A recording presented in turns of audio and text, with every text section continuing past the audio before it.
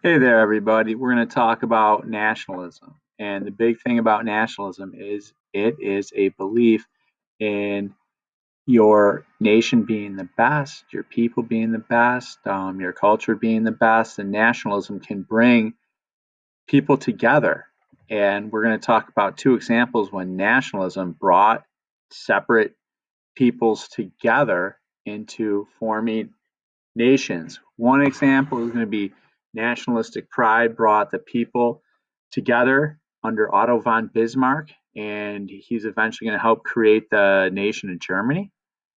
And also, Giuseppe Garibaldi and Count Cavour are going to use nationalistic ideas to bring the separate kingdoms in Italy together to create Italy.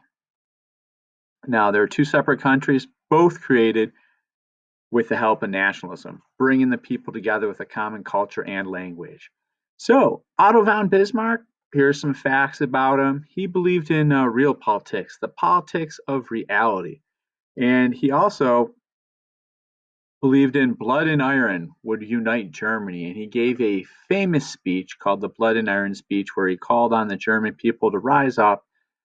And German industry focused on getting ready for war. That was the iron part, and blood obviously was going to war. The German countries are going to come together and they're going to attack France in the Franco-Prussian War and win a great victory. And eventually, the separate German-speaking states are going to come together as the country of Germany. So, blood and iron. Here's the big thing. Otto von Bismarck, he wanted to unite Germany, and other German leaders are going to use this. This is a picture of Otto von Bismarck, and Hitler is going to also use this idea of Germany needing to create a strong military. And you can see this drawing. This would be from World War II, which is going to come later. But Hitler's also going to use this blood and iron idea and this nationalistic pride to bring the Germans together. Bismarck was older, but he was all about this. And this red line would be the new border of Germany. And Bismarck is going to make it his mission to unify all these separate German speaking states, bring them all together so they can become Germany, one strong nation. And he's going to use this common language, common heritage, nationalistic pride to do this. Here's the blood part. Here is, a typical battle scene. You see here wounded getting carried off. Right here you can see the leaders deciding, but then you have, of course, the men doing the fighting and the smoke in the background as city burns. Okay, so this is, part of the blood. And here's part of the iron. And the Krupp factories were these huge factories in Germany that produce, all the weapons of war, all the ammunition. And the Krupp family profited off this war industry, this wartime industry.